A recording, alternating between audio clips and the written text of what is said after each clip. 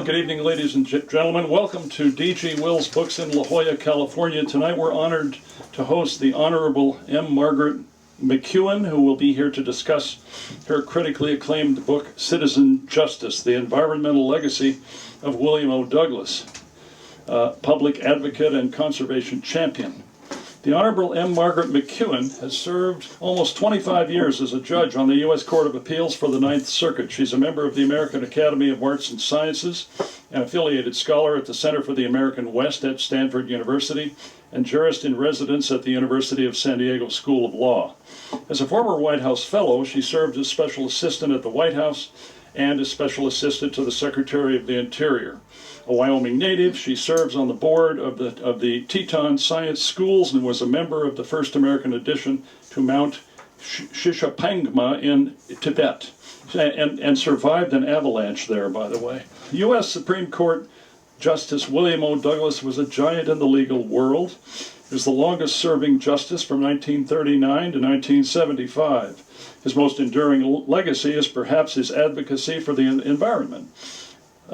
Justice Douglas was the spiritual heir to the early 20th century conservation pioneers such as Teddy Roosevelt and John Muir. He embraced nature as a place of solitude, sanctuary, and refuge.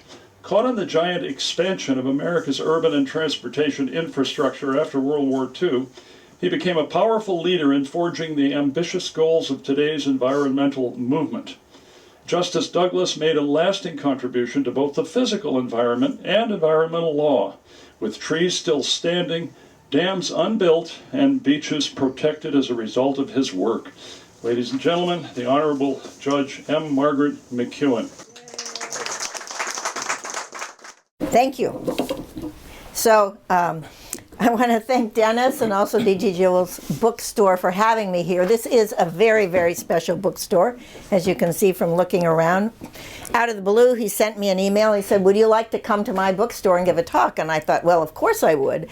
And that began my pen palship with Dennis. And he's quite a writer and extolled me with all the people who'd come here, very famous people, in fact, not local La Jollans particularly. But we've had a very nice correspondence. And what I really loved is you can see this collage he created of all these various pictures of Justice Douglas. So, you know, he's remembered for many things, as Dennis referenced. Of course, he's often mentioned for his 4 wives, his almost impeachment by then Representative Gerald Ford, and even being called a communist. So a lot of those things would be pretty interesting and even salacious if I were to get into the details of those, but that's not what I'm going to talk to you about tonight. Instead, what I'd like to talk with you is about his environmental legacy.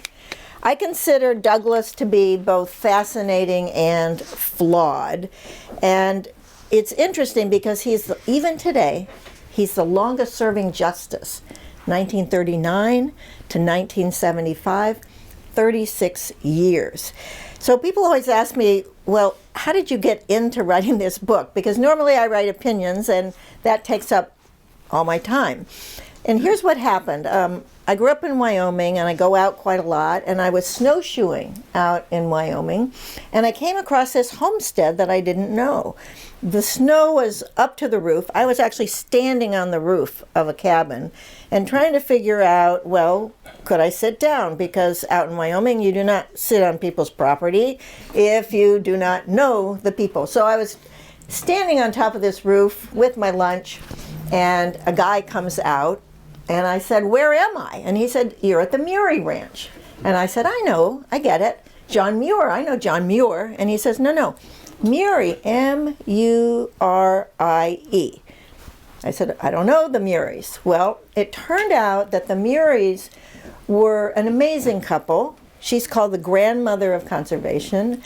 Olaus Murie was a scientist and studied caribou in Alaska and other wildlife.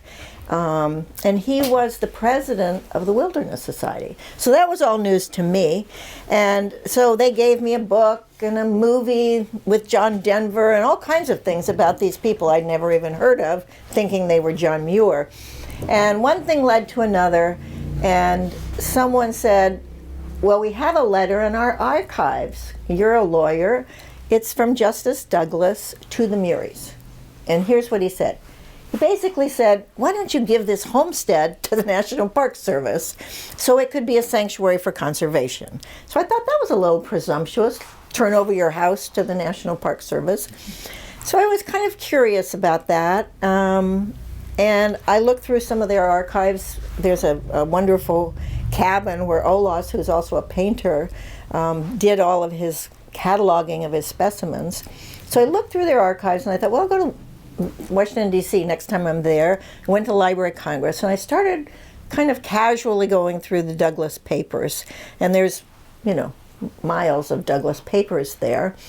And one thing led to another, so then I went to another archives, and I went to another one, and it was just, I was having fun, basically, and someone said, you should write a book. And I said, well, I don't really have time to write a book, I'm just having fun. So what really was a lark has turned into this book that you've seen.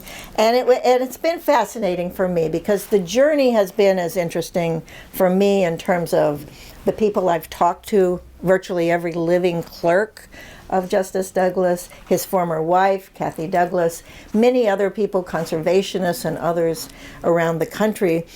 And what I really love, to be honest, is just being inside an archives and a library with manuscripts and just looking and going down rat holes and times that I had nothing to do with the book, but they were interesting. So that's how I conceived of this idea of the book. But I want to give you a sense of Douglas. Many people have heard of him, as I said, for these reasons. But who was he? Well, he grew up in a town in eastern Washington called Yakima, small town. His father died when he was young, and he had a mother who was very protective because he had polio. Now, it's been disputed whether he had polio or not, but he definitely was very sick. He was skinny, and he was bullied. So what he did to really pull himself up was to go out into the wilderness, and he went hiking. And he pushed and pushed and pushed until he got stronger. And his mother called him Treasure. But the interesting thing, she wanted him to be president of the United States. So no pressure there. He was a very smart kid. So he grew up in this town. He then went off to a small liberal arts college called Whitman College in Walla Walla, which we say in Washington, a valley's so nice, they named it twice, Walla Walla, Washington. And he excelled there.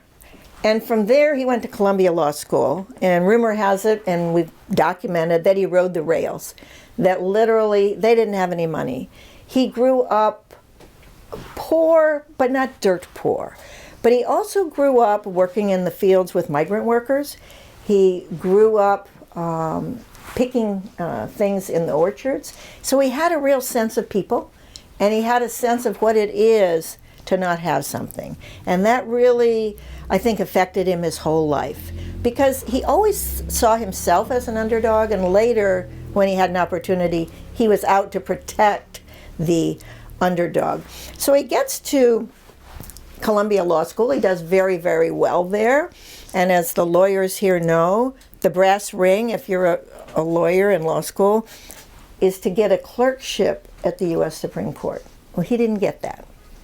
So he was obviously very disappointed. He wasn't somebody who, wore that humbly. He was just very, very disappointed. He thought he deserved it. But the amazing thing is, 14 years later, he is on the U.S. Supreme Court. So who needs a clerkship on the U.S. Supreme Court if you can be on the U.S. Supreme Court? So he graduates from law school at the top of his class, and he goes to a law firm which is very well known, Cravath, Swaine and Moore. He thought it was boring, and so he thought, well, maybe he'll go out west, practice law in a small town, and that really didn't suit him. So he did go back. By now he's married to someone he met, a classmate from Yakima. And he went back, and he actually interviewed with my former law firm, which was now called Perkins Coie, and they offered him $500 a month. Cravath said, no, come back to New York, and they offered him $6,000 a month. So some things never change in terms of the law world. And he went back to Cravath, and guess what? It wasn't any more interesting, even though they paid him a lot of money. So he's a restless kind of guy. You'll see this. He then teaches law at Columbia. He's not particularly satisfied with that. He goes down to Yale. He teaches at Yale for a few years. And his problem with the law, at least as taught in law schools, he said they always ask all these questions, but they never give you any answers. And that bothered him.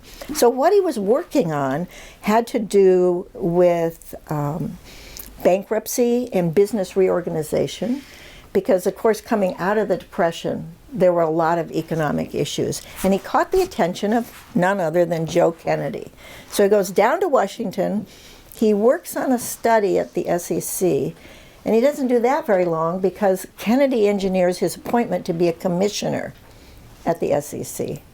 And then Kennedy decides to leave, Joe Kennedy, the SEC. So you can imagine who becomes the chair of the Securities and Exchange Commission only a few years out of law school, William O. Douglas. So there he is in Washington, and he's very social at this point. He's kind of overcome some of this shyness. And he's married, has 2 children. And then rumor is that Brandeis was going to retire from the Supreme Court. So Douglas, of course, claims he has no interest in being on the Supreme Court, but he's working everything possible, from going back to the Yakima County Bar Association and other places. Roosevelt wanted a Westerner on the Supreme Court. And of course, Douglas, by now, he's lived most of his life in the East. But he really was a Westerner. I mean, you see this hat. People, I mean, that's him. He's a Westerner at heart. His roots are in the West. He knows the land. He loves the land. So he puts on a big campaign behind the scenes. And one day, Roosevelt calls him up, says, come on in and chat. And he's like worried because, of course, at this point, this is the beginning of when we start to see all these administrative agencies. And he thinks he's going to be appointed to the Federal Communications Commission. And he thinks that would be worse than being either a lawyer or being a law professor.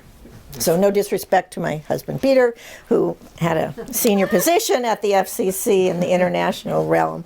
So he goes in, he's thinking, okay, this is it. And then the president says, I'm going to give you a job, or ask you to do a job. It's like being in jail. He now knows FCC is on the horizon. Should he accept, not accept? And then the president says, I want you to go on the U.S. Supreme Court. He can't believe his good luck. He doesn't have to go to the FCC. Brandeis helped engineer this. He really thought Douglas had an amazing mind. And several people have said that he's one of the few geniuses they've ever met. Later on, Justice Brennan said that. And he really was just smart in a very unusual way. So he goes on the U.S. Supreme Court. And during that first term, one of the things I'll say about Douglas is he writes everything down. He has these little black books. If he goes on a hike, he writes down who went on the hike, and then he writes about the hike. He had a little kind of diary that he kept in those initial years at the Supreme Court. So a case came to the Supreme Court, and the question in that case, and this kind of changed his trajectory, was should federal judges pay income tax? And of course, it would be great if we didn't have to pay income tax, but the Supreme Court rightly decided, well, of course they should pay income tax. They're citizens, and they're like everybody else, so they pay income tax. So Douglas later tells Eric Sevareid, TV reporter, that was the moment when he knew that he would be a citizen justice, and he would be just like everybody else, and he could do anything a citizen can do as long as it didn't interfere with the work of the court. And that's what I want to explore with you, and you can draw some of your own conclusions about, did it interfere with the work of the court? And at the same time, Douglas is loving Washington. He's hobnobbing with ambassadors. He's playing poker with the president. They have a very special relationship, Roosevelt and Douglas. And he's a little bored with the court already. He's not even been there a decade, right? So he's being considered to be vice president under Roosevelt.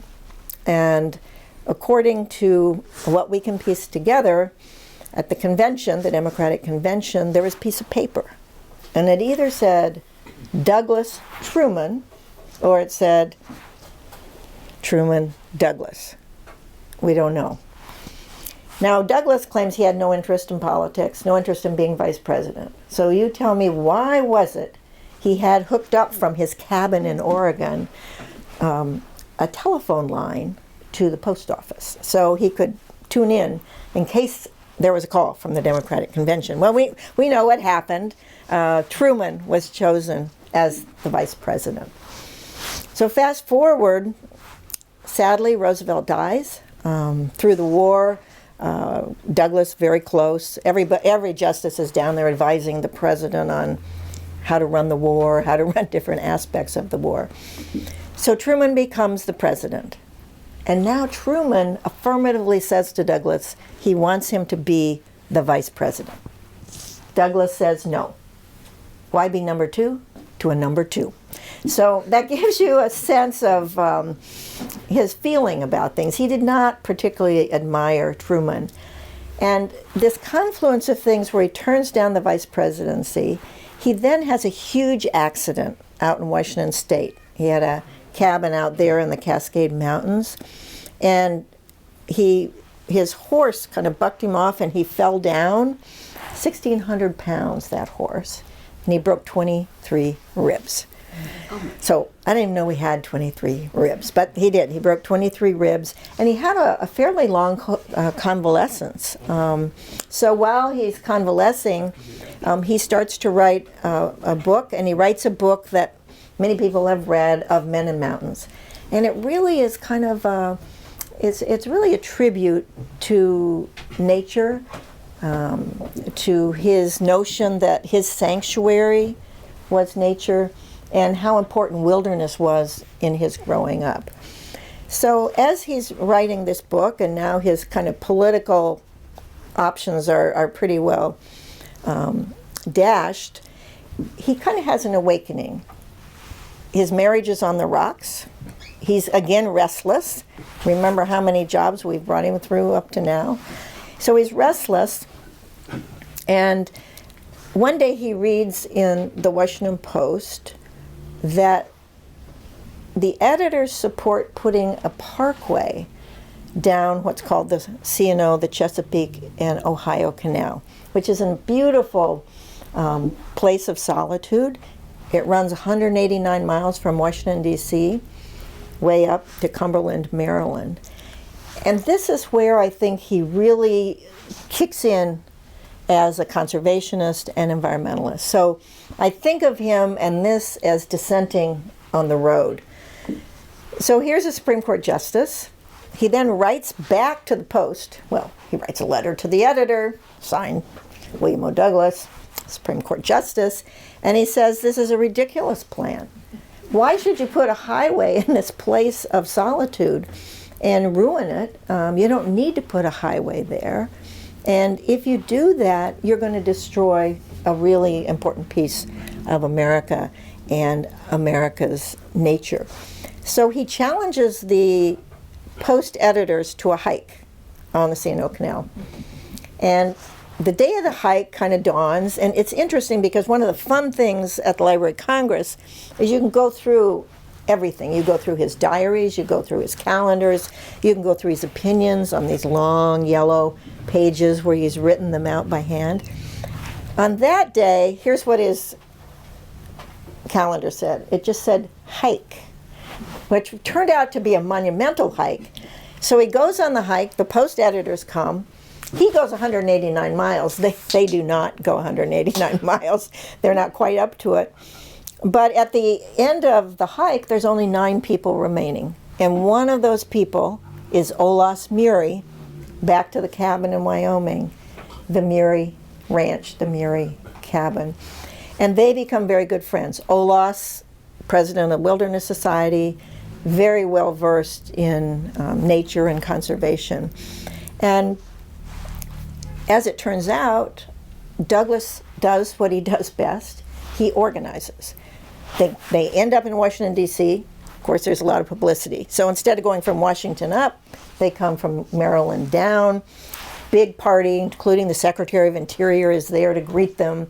A lot of publicity. Post changes its mind. Says this is a bad idea. And we think the National Park Service should reconsider it, which they did. So Douglas puts together a committee, and you can imagine who's the chair of the committee, Douglas. And he does grassroots lobbying, and he's also basically beating on the door down at the Department of Interior and the National Park Service to make sure that this canal is saved. And eventually it is. And if you happen to go to Washington, D.C., in Georgetown, the very beginning of the canal, you see a bust of Douglas and a dedication of that canal and recognition that he saved the canal. And so that is a very important part of the National Park Service. They say it's the only park walked into existence. Well, he didn't wait long because the Muries were very knowledgeable about Alaska. And what were they worried about? Oil and gas and the desecration of the Arctic. So they thought, why not invite someone famous like Douglas to come with them on a scientific expedition? They were not name droppers. Douglas, he hobnobbed with the famous. They did not, but they were also very strategic. So he comes to Alaska, a place called the Shinjack River, with them, and they're on a long scientific expedition. But he comes up with wife number 2, Mercedes. By now he's divorced his wife from childhood. And when he's up there, he does everything. They say, Justice Douglas, do you want some hot chocolate? He says, call me Bill. Justice Douglas, you want? No, call me Bill. So when he was out on the trail, he was a completely different person than when he was in Washington or on the Supreme Court.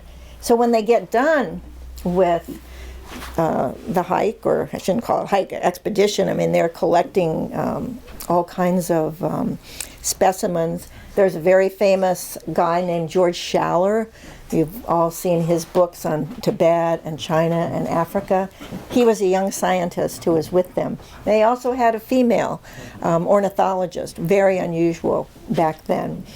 When they get back, the Muries spread out over Alaska like missionaries as to what needs to be done. They were very much bringing people together. Douglas goes back to Washington. He writes a chapter in one of his approximately 50 books. Imagine that. Imagine 50 books. And he is kind of pulling the levers back in D.C. And some people have said without him, they never would have been able to preserve initially that Alaska wilderness. He was difficult. Douglas Brinkley says, negotiating with him is kind of like shaving with a torch, and so he's difficult, but he's effective, and he's effective in part because he is a Supreme Court justice, and he's also very imposing. He hikes 5 to 6 miles an hour. So any of you who are hikers, you know how that is. He's a tall gentleman. You can see that in the pictures. So he's now hooked up with the Muries and conservation, and little by little, this really becomes almost a second life for him. He goes on to the Washington coast, whereas the last remaining part of the coastline in lower 48 was going to be destroyed by, again, a highway. So he gets involved in that, and he hikes and he hollers, as we say, and they save that. So he now has kind of a formula. He finds a threatened place, and he forms a committee. He does a protest hike. He lobbies people in Congress and otherwise. So, he was somebody who had a passion, and it was a passion that you rarely see this kind of passion for a particular thing. And it was like he had double life. He ran like a one-man lobby shop from the Supreme Court for conservation, and he was, of course, on the Supreme Court. He did have his Supreme Court job. So while he was dissenting on the road, an adjunct to that is what I call basically dissenting in the corridors of power. And I have jokingly made up a business card for Justice Douglas. And of course it would say Associate Justice, United States Supreme Court. And then it would say Supreme Conservation Advocate. So he was very good friends with the Kennedys and with Johnson.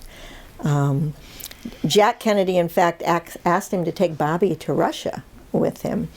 And of course, Jack Kennedy was not in office that long, but his heart was in terms of preservation. He just didn't have a lot of time to execute on any of those things. But Douglas would invite him to the Sierra Club and all manner of things.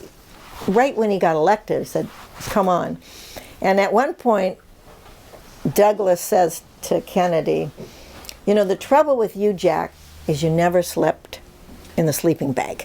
So, you know, the Kennedys were kind of highfalutin, and then there were the Johnsons. And he was very close to Lyndon Johnson, although in his heart he didn't think Lyndon Johnson really was an environmentalist. It's hard to say that because Johnson signed the Wilderness Act in 1964 and a number of other things. But Douglas was all over the country in his effort to promote conservation, and one of the places he went was Texas. And he wrote this book called Farewell to Texas, which Mrs. Johnson, Lady Bird Johnson, was just apoplectic about that title. She thought that was very dismissive of her state. She wanted him to change it. He wouldn't change it. But he did a lot of work down in Texas. And the same was true all over. So he's tied up, of course, with Johnson and Kennedy, and also with Stuart Udall. 8 years he was Secretary of Interior. And as we know, the bulk of America's lands that are public lands are either under the Department of Interior or the Department of Agriculture. He was not necessarily good friends with Secretary Freeman, who was Secretary of Agriculture, but with Udall, and they were like partners. They were like in business together to save parts of America. So Douglas had kind of two abiding things that he cared about. Number one, wilderness. And he says, if you don't save it, it'll be lost and it'll be gone. And then the second thing he said is that he viewed the Constitution as being there to get the government off the backs of little people. So again, you're seeing that theme from when he grew up and who he associated with, and he was always the underdog, you know, climbing up there. So the other thing he did that was very unusual is he had an enemies list, and these were government agencies that he called, you know, basically enemies of the people.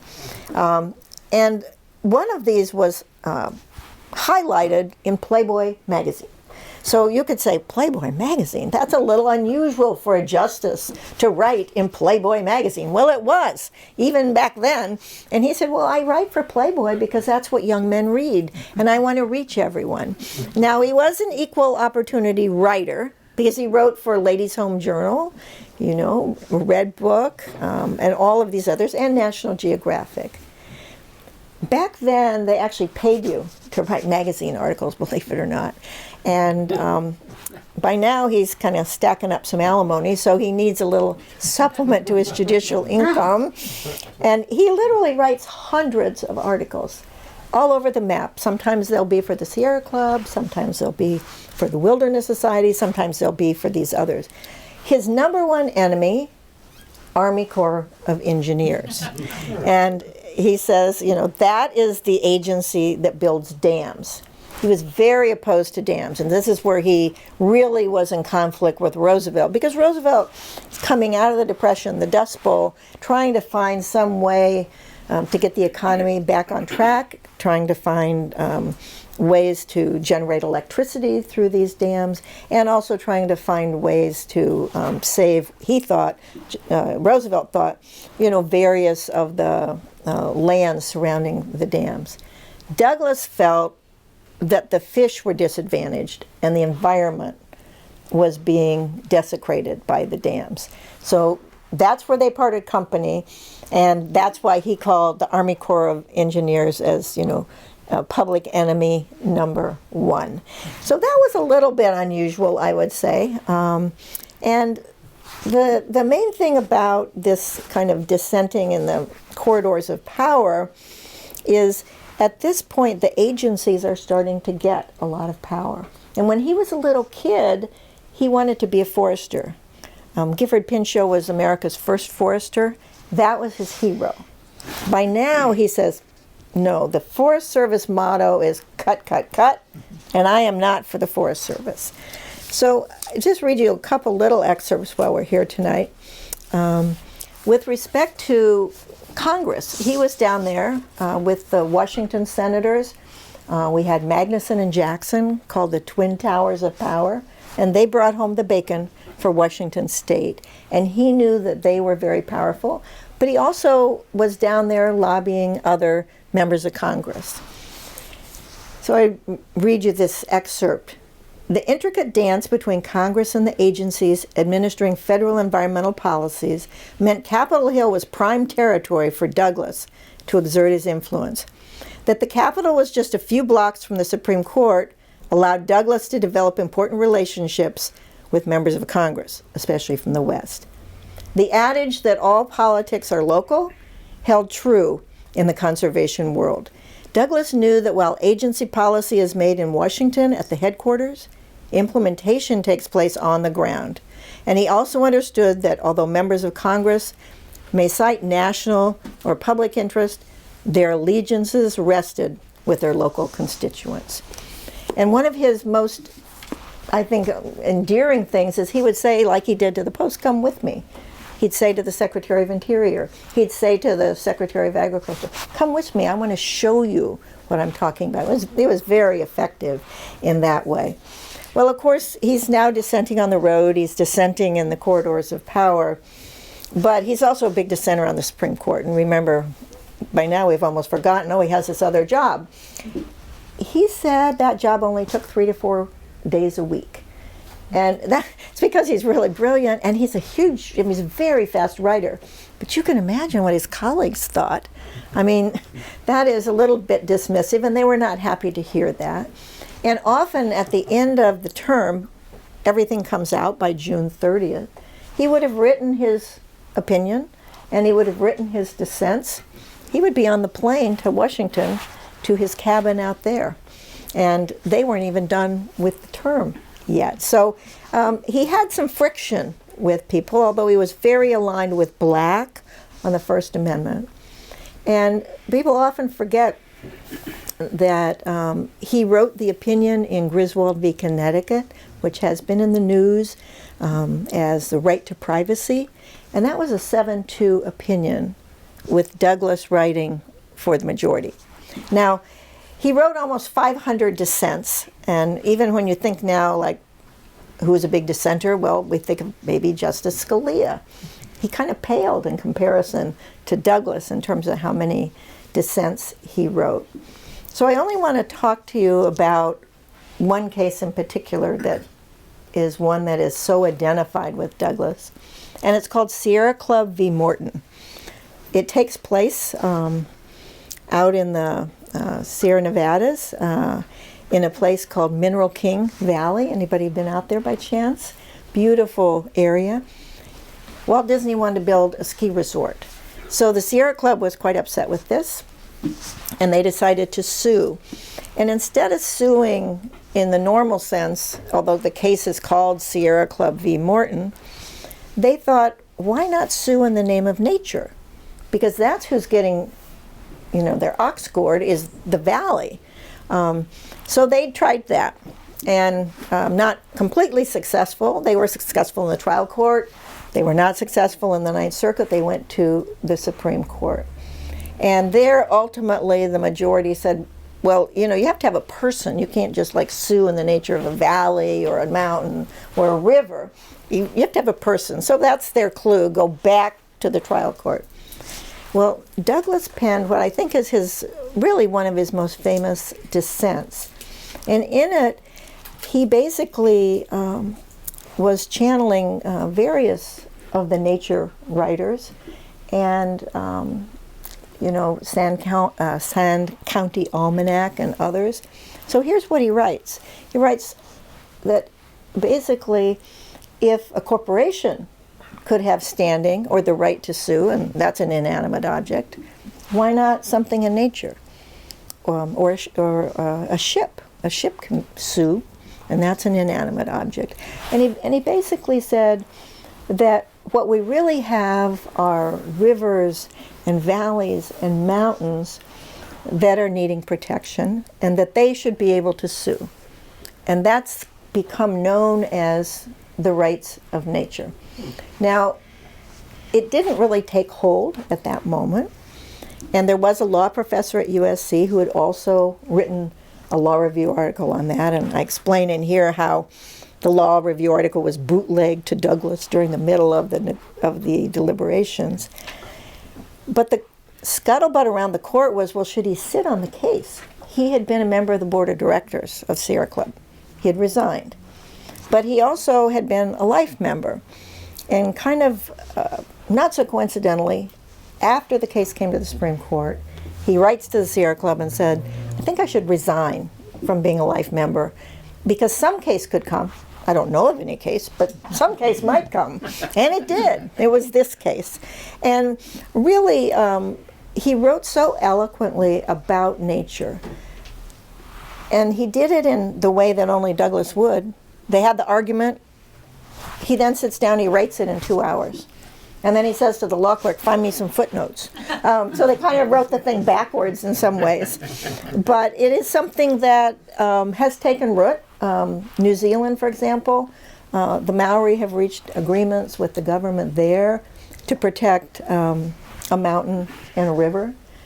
In some other countries, it's in their constitutions. And even in some municipalities across the United States, nature or inanimate parts, rivers and valleys and the environment can sue.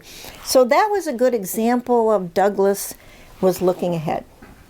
He wasn't somebody that was constrained by all the normal things. So it also raised, of course, a very direct issue about judicial ethics and whether he should have sat on that case.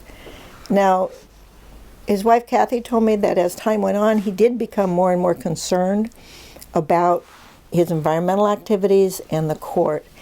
And there was a lot of scuttlebutt around the Supreme Court when he sat on that case, because not long before he'd been on another protest hike with respect to the environment, led by the Sierra Club, and he is in constant contact with the Sierra Club. So I'll bring it to a close so you can ask some questions. One of the things that I thought about when I finished my research and I was writing was, what kind of legacy does he leave? And it occurs to me that he is an imperfect hero. But we think of heroes as being perfect, or we idolize them. And I don't think that's a way to really fashion or think about it, because he can be a hero and not be perfect. One thing is, he also, I think, shows us both the challenges but the opportunities of being a contrarian.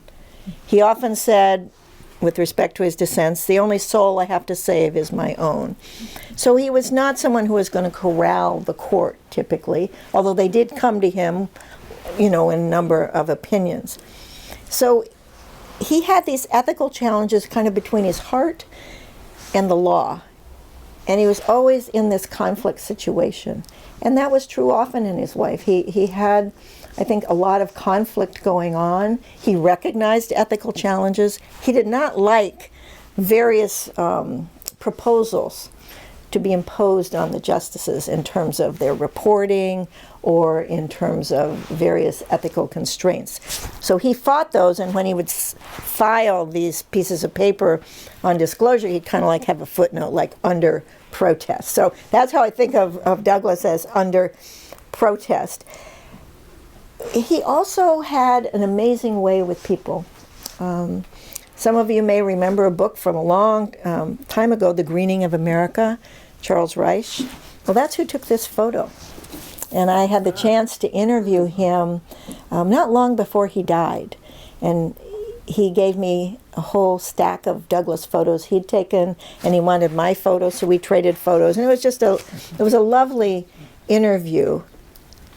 And with people like him and the Muries and the conservationists, he was a hero, and he was a very lovable hero. Now, sometimes with others, like his law clerks, he could be very difficult. One time he thought a law clerk had written in a book. He threw it out the Supreme Court window. You've been to the Supreme Court. You know, their offices are up there. You could kill somebody with one of those fat law books. And, you know, but he also could be tender with them. He would take them on hikes, and his advice to them was to get out in the stream of history and swim as fast as you can. And I think that's exactly what he did. It was like he had taken his own advice. So, you know, at the end of the day, when he was asked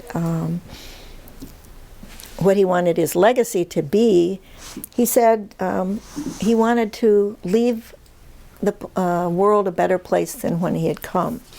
And one of the areas very near his home in the Cascades was an area that was threatened.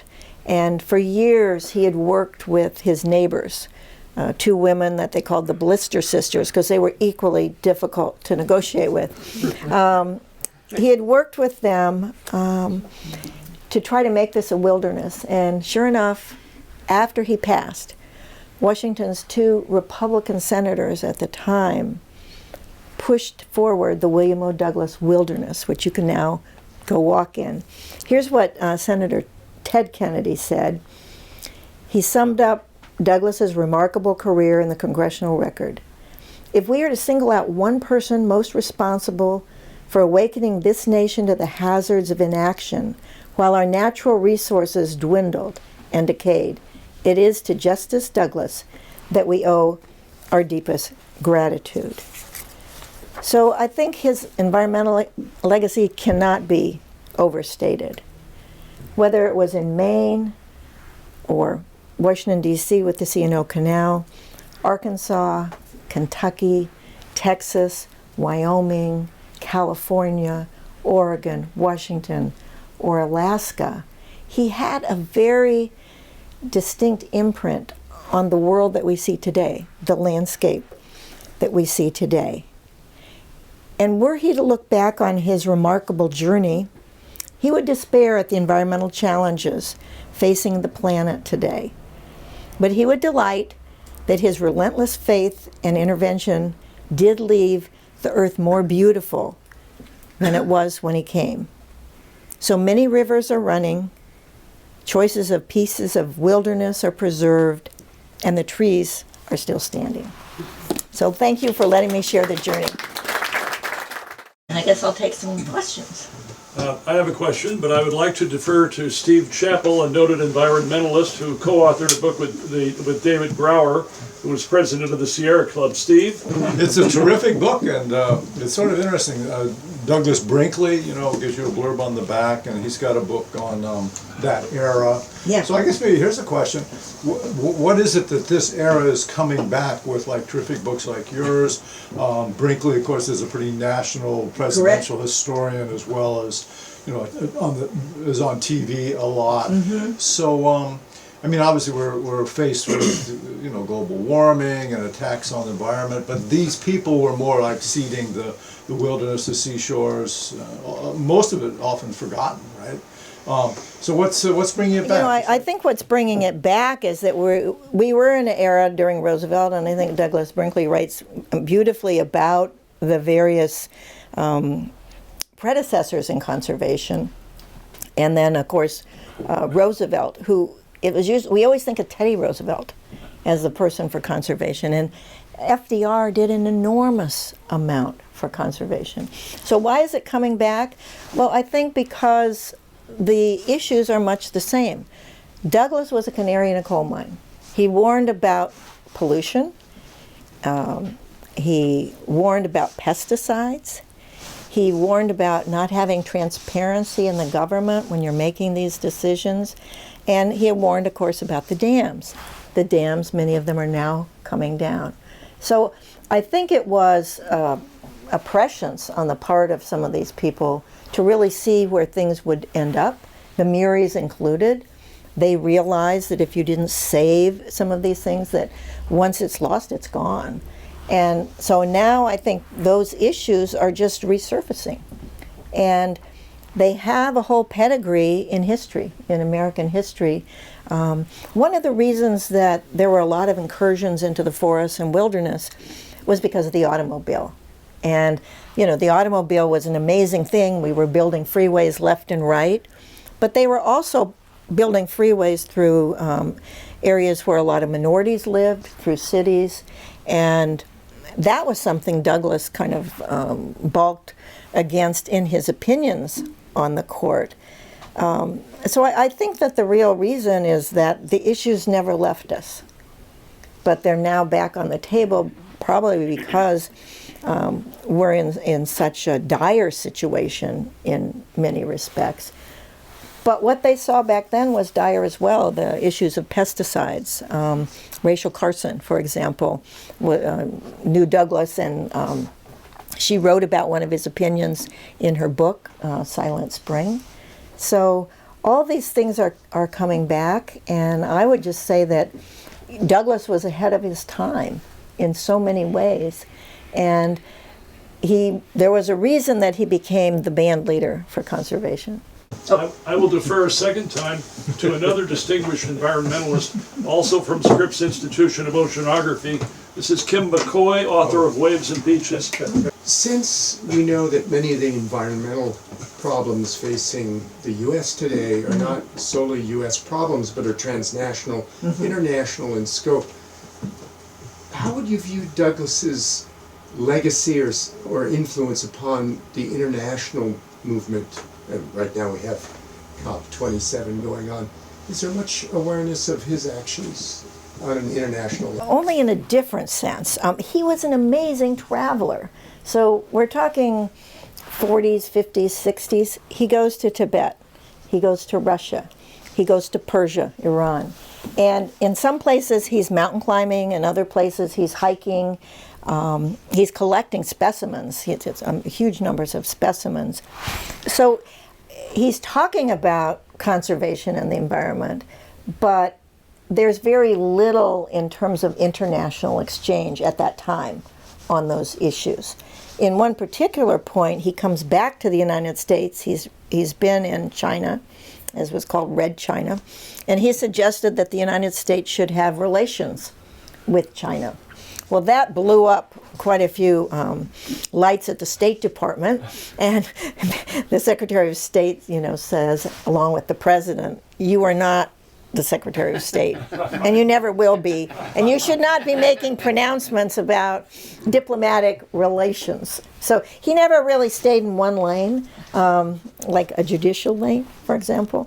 But the international, later he did correspond, for example, with various leaders in Africa, and encouraging them about some of their establishment of their national parks and some of their preservation things. So you see that in the correspondence, but I wouldn't say that it's dominant. What is dominant really is, he's written all these books, Stranger in a Strange Land and various others. Among his 50 books, he wrote quite a few, North to Malaysia. So he was very much an internationalist before people really saw themselves as being international. So again, he was ahead of his time. But at that time, in particular, even the subject that we talk about today is what's the role of international law in U.S. law? That was not a topic on the table back then. I had a question, just trying to remember my Supreme Court history. So he was on the Warren Court, right? Yes. And you were mentioning kind of judicial conflicts of interest potentially. I was thinking, I believe Justice Jackson was on the court at the same time, Youngstown. He's Solicitor General, then he went the other side on the Supreme Court. Could you comment a little bit on just kind of the nature of that, of what a Supreme Court justice needs to do, and what the conflict rules are or aren't? Right. There's two documents that they're governed by. One is the oath that they take as a federal judge. It applies to justices, and that's, of course, to do fairness and equality. And the other is there is a statute which basically says that if there's an appearance of impropriety, then a judge and justice or justice should recuse from that case. So there were quite a few things going on, and you have a lot in your question. Let me go back to Justice Jackson. He leaves the court after the war to go to Nuremberg, right? To be a Nuremberg prosecutor. That would not happen today. And yet we celebrated because that was the beginning of international law.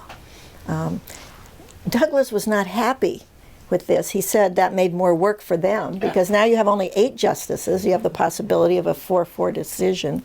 So Justice Douglas, who's out hiking, but he does all his work. He never not does his work. Then you come to the Warren Court, and we have the Warren Commission. And some would say, well, should a Supreme Court justice be heading up basically an investigatory commission? Well, during World War II, several of the justices were appointed to various kind of commissions and committees related to the economy, the war, etc. So there was that era where the justices were much more integrated in other parts, other branches of the government that, than you see today. And also, Douglas didn't think there was anything wrong with that. The reason that Ford wanted to impeach him, apart from he didn't like his decisions, was Douglas was on a foundation, and he received a fair amount of money from the foundation. There was no rule against it at the time, and the foundation did international work in Latin America, primarily. And there was some question, at least in Ford's mind, as to whether that foundation and the gentleman who funded it, the Parvin Foundation, was somehow tied up with the mob. Well, Ford tried to impeach him, but it didn't work. So basically there really was no momentum for it. But Douglas was worried because that really does change his legacy. It changes who he is. And you see that in the documents. They had to hire a lot of people. Fortas, as you know, stepped down from the court. Kind of a similar scandal, if you will, with respect to money received from outside sources. Now, when Douglas was getting all this money, not all this money, but getting money from writing magazine articles and stuff, the Supreme Court and others wanted to impose some rules. One, that you should get your articles basically pre-approved. Well, that sent him spiraling, as you can imagine. What about the First Amendment? Okay. So then they said, well, then you should have to at least report the income. And he kind of presciently said, if I have to report my income from my magazine articles, how about the justices who have stock, right? And of course, now we know that all judges, federal judges and justices, report their stock holdings. So, he was ahead of his time in that regard, but he did not really, in the same way that the Constitution was to get the government off the backs of little people, he did not like anybody putting the thumb on his scale either. Yeah. Yes. Thank you, Judge, for such a scintillating presentation. You mentioned just in passing FDR and the vice presidency. Did you run across in your research anything about Douglas and Vice President Wallace? There are some correspondence in there, but not a lot. I should also say there was talk about Douglas for president, and my wonderful extern actually found a button on eBay that says Douglas for president, and there's a few photos of some women marching in Philadelphia, Douglas for president. One thing I always like when I love history, one thing I often like about history and biography is there's photos, right? So that's what I had a lot of fun is collecting the photos in here, and I would have way more if the publisher had let me, but you got to get jot and tittle kind of clearance on every little thing. But there's just great photos, some in the public domain, some you have to get permission for. And Douglas was a great photographer, so that's what's hanging around his neck. That's a camera. And Charles Wright used to say, Douglas loved to take pictures of people, but he liked it even more when people took pictures of him. So, I have a brief question. Yeah. Both John Muir and Justice William O. Douglas referred to God when they were amid the solitude of nature and trees. You're a mountain climber and you survived an avalanche. Have you ever encountered an epiphany in the solitude of nature? yeah, I mean, I think that that's what draws me to nature. I grew up in the Wild West, and it is like a sanctuary when you are out in nature, and particularly the solitude of it. There's a lot of solitude in mountain climbing and even in hiking, and that's something that I really relish. For Douglas, he wrote over and over again about this in his many books, he just emotes this sense that he has so identified himself, like Muir did, with the environment that he lives in, and so that's why he went hiking every Sunday on the C&O Canal, even if he couldn't get out to some mountain or get out to some bigger place to hike. He would take his clerks, and every Sunday you could see him out there on the C&O Canal. Sometimes I think of Walt Whitman musing over the mystery of a blade of grass, Right. the majesty of a blade of grass. As much as the stars out there, I think of Whitman when I look at some of Douglas's attitudes about the unknown. Well, there was a tribute actually to Whitman that was held with Douglas and with the Secretary of Interior Udall, which they held up in Georgetown as a tribute to Walt Whitman. So I think that a lot of these writers, Thoreau, the Sand County Almanac and others, all those writers really internalize and express the beauty and the sanctity of nature in a way that you can appreciate it either from your armchair, but you can really appreciate it when you get out there. Yeah. So, anyway, thank you all for coming.